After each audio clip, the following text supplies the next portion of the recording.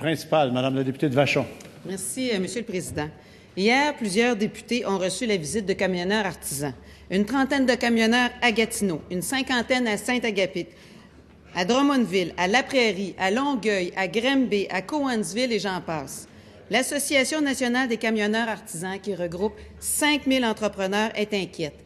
Ils ont deux demandes. Premièrement, de maintenir l'accès au contrat du gouvernement pour les camionneurs artisans après 2017 et deuxièmement, de faire cesser le courtage illégal. Ces deux demandes sont vraiment importantes pour maintenir les emplois en région et ces deux demandes sont importantes aussi pour ne pas laisser de place à la collusion et à la corruption. Qu'est-ce que le gouvernement entend faire pour ces 5 000 entrepreneurs camionneurs, pour ces 5 000 familles qui sont touchées dans toutes les régions du Québec? Monsieur le ministre des Transports. Merci, Monsieur le Président. D'abord, je partage la préoccupation de ma collègue, mais l'encadrement actuel de l'industrie du courtage en service de camionnage en vrac doit venir effectivement à terme le 31 mars 2017. Ce sera dans une dizaine de mois. Alors, ce qui a été prévu actuellement au ministère, c'est de regarder la situation à laquelle on fait face, mais on n'a aucun préjugé dans un sens ou dans l'autre. On veut le regarder objectivement. Et cet automne, on aura l'occasion d'entendre les parties. Je recevrai avant ça, bien sûr, les représentants de l'industrie du courtage de camionnage en vrac. Mais à l'automne, on va être en mesure d'entendre les parties pour voir s'il y a lieu de la reconduire de la même façon, de l'améliorer. Quelle est la meilleure solution pour cette industrie-là, qui est une industrie, et j'en conviens, qui est importante. Actuellement, il est un peu prématuré de le faire parce que dans notre projet, dans notre façon de le faire, c'est à l'automne qu'on va procéder à cette étude-là. Alors, ma collègue de la première opposition, de l'opposition officielle, sera même de constater cet automne que nous allons travailler dans cette direction-là, Monsieur le Président. Complémentaire, Monsieur le député de Gaspé. Oui, Monsieur le Président, j'entends bien les réponses du ministre, mais le problème, c'est que depuis 2012, les camionneurs artisans ont reculé dans leur statut.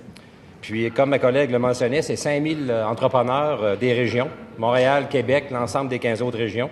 C'est 5 000 familles qui attendent depuis plus de 2 ans une rencontre avec le ministre. Comment se fait-il qu'un dossier aussi important, on parle d'équilibre dans l'attribution des contrats gouvernementaux au Québec, comment se fait-il qu'une association provinciale attend depuis 2 ans une rencontre avec le ministre pour parler de la survie même de 5 000 entrepreneurs au Québec? Monsieur le ministre des Transports. D'abord, vous savez, Monsieur le Président, il y a 2 ans, je n'étais pas exactement dans la même fonction. Alors, je viens de confirmer que j'étais prêt à recevoir les représentants de cette industrie-là. Des représentants de l'industrie, c'est de l'économie, c'est important. J'ai aucun problème à les rencontrer. Je dis simplement que les conditions qui prévalent actuellement sont là jusqu'au 31 mars 2017. Et d'ici le 31 mars 2017, bien prévu d'entendre les parties, et on prendra une décision, mais il y a aucun risque actuellement qu'on ait pris une tangente haute.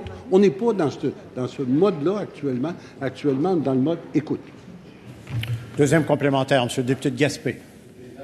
Que du côté du ministre, ça peut paraître loin, mais du côté des camionneurs, ça fait 2 ans qu'ils attendent d'être rassurés, de connaître la direction du gouvernement pour s'assurer que le recul qu'ils ont fait en 2012 et aujourd'hui, qu'on corrige cette erreur-là que le ministère des Transports a fait en 2012.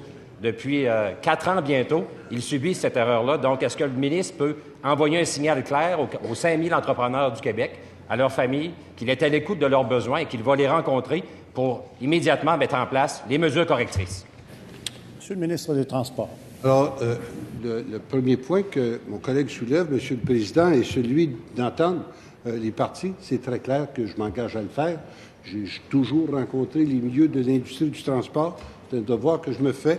Maintenant, de mettre en place une mesure correctrice, il faudra voir ce que c'est. Ce que je vous dis, c'est que on ne reconduira pas automatiquement, bien sûr, l'entente qui va se terminer au 31 mars 2017. Mais s'il y a des correctifs à y apporter, on est très ouvert à ça. Monsieur le Président, on est en mode solution.